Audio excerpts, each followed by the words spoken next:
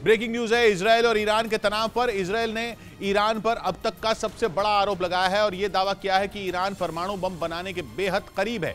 Israel की सेना के प्रमुख फिलहाल अमेरिका के दौरे पर हैं। इस बीच ईरान पर आया यह बयान हैरान करने वाला है। इस तरह के संकेत मिलने के बाद ही अमेरिका के पूर्व राष्ट्रपति डोनाल्ड ट्रंप ने ईरान के साथ हुए समझौते को रद्द किया था और ईरान पर कड़े आर्थिक प्रतिबंध लगाए थे। लेकिन यूक्रेन की जंग के बीच आई ये खबर हैरान करने वाली है, क्योंकि ईरान पहले ही अपने शाहिद 136 ड्रोन और फतह मिसाइलें रूस को देकर इस जंग का रुख पलट रहा है।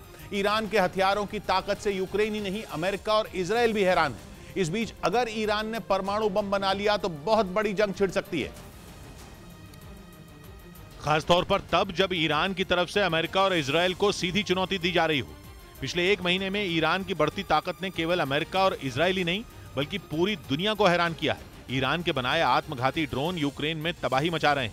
ईरान की फतह सीरीज की मिसाइलें भी रूस की फौज के हाथों में पहुंचने की खबर है, जबकि ईरान ने दावा किया है कि वो एक हाइपरसोनिक मिसाइल बना चुका है। ईरान की मिसाइल तो पहले से ही इजरायल के लिए टेंशन बनी हुई है, लेकिन ईरान के हाथ में अगर परमाणु बम आ गया तो उसका पहला इस्तेमाल इजरायल में हो सकता है। इससे पहले पता चला था कि पाकिस्तान के वैज्ञानिकों के साथ मिलकर गुपचुप तरीके से ईरान परमाणु बम बना रहा था। उस वक्त भी दावा किया गया था कि ईरान के निशाने पर इजरायल ही है। हालांकि इजरायल की खुफिया एजेंसी के एक ऑपरेशन में ईरान की वो कोशिश नाकाम हो गई थी। इसलिए इस बार अगर ईरान के हाथ में परमाणु बम आ गया तो यह तय है कि उसके निशाने पर इजरायल ही होगा। यही वजह है कि ईरान की ये ताकत दुनिया को विश्व युद्ध में धकेल सकती है। एक दिन पहले ही ईरान की फौज के एक बड़े अधिकारी की तरफ से अमेरिका को सीधी धमकी दी गई थी। उस वक्त ये कहा गया था कि ईरान की ताकत का अंदाजा लगाना भी अमेरिका के बस की बात नहीं है। ये भी कहा गया था कि ईरान की ताकत का पता अमेरिका को जंग के मैदान में ही चलेगा। माना जा रहा है कि ईरान की फौज का इशारा शायद उसी हथियार की तरफ था जिसका जिक्र इजरायल ने किया। हालांकि इजरायल पहले से ये शिकायत करता रहा है कि ईरान परमाणु बम बनाने की कोशिश में लगा है, लेकिन यूक्रेन की जंग के बाद बदले समीकरणों ने ईरान की स्थिति को पूरी तरह बदल दिया।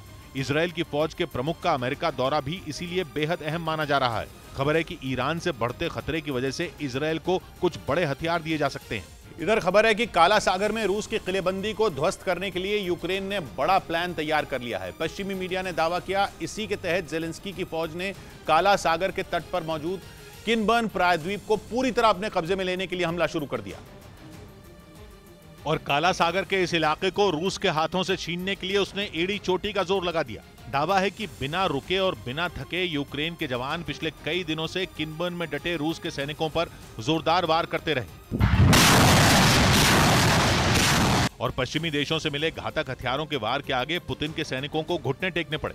वो किनबर्न के बड़े इलाके को खाली करके भाग गए। यूक्रेन ने दावा किया कि उसकी सेना जल्द ही पूरे किनबर्न प्रायद्वीप पर नियंत्रण हासिल कर लेगी, जिसके बाद उसके लिए काला सागर में मौजूद रूस के जंगी जहाजों को खदेड़ना आसान हो जाएगा, जिनकी तैनाती की वजह से काला सागर के किनारे बने यूक्रेन के बंदरगाहों पर लंबे समय से सन्नाटा पसरा रहा। जहां से लाखों करोड़ का कारोबार रोजाना हुआ करता था, वहां से कोई जहाज हिलने तक की हिम्मत नहीं जुटा पाया, जिसकी दो बड़ी वजह रही।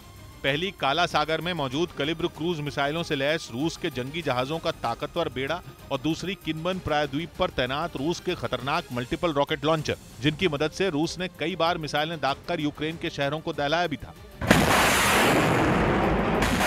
लेकिन अब यूक्रेन ने दावा किया कि सिर्फ 3 और बस्तियों से रूसी सेना को खदेड़ने के बाद पूरा किनबर्न प्रायद्वीप उसके कब्जे में आ जाएगा, जो काला सागर में नीप्रो नदी के मुहाने पर बसा है और यहीं से यूक्रेन के 2 बड़े बंदरगाह वाले शहरों निकोलेव और खैरसोन के लिए रास्ता जाता है। यूक्रेन को उम्मीद है कि अगर इस प्रायद्वीप पर हाइमार्स जैसे घातक हथियार तैनात हो गए तो फिर रूस के जंगी जहाजों के लिए काला सागर में कुंडली मारकर बैठे रहना आसान नहीं रहेगा।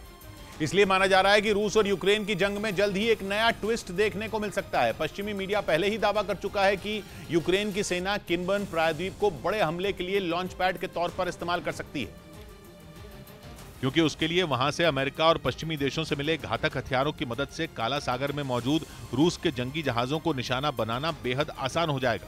जबकि खबर यह भी है कि रूस के जंगी जहाज इस हालत में नहीं है कि वो इन घातक हथियारों के वार के सामने ठहर पाएं।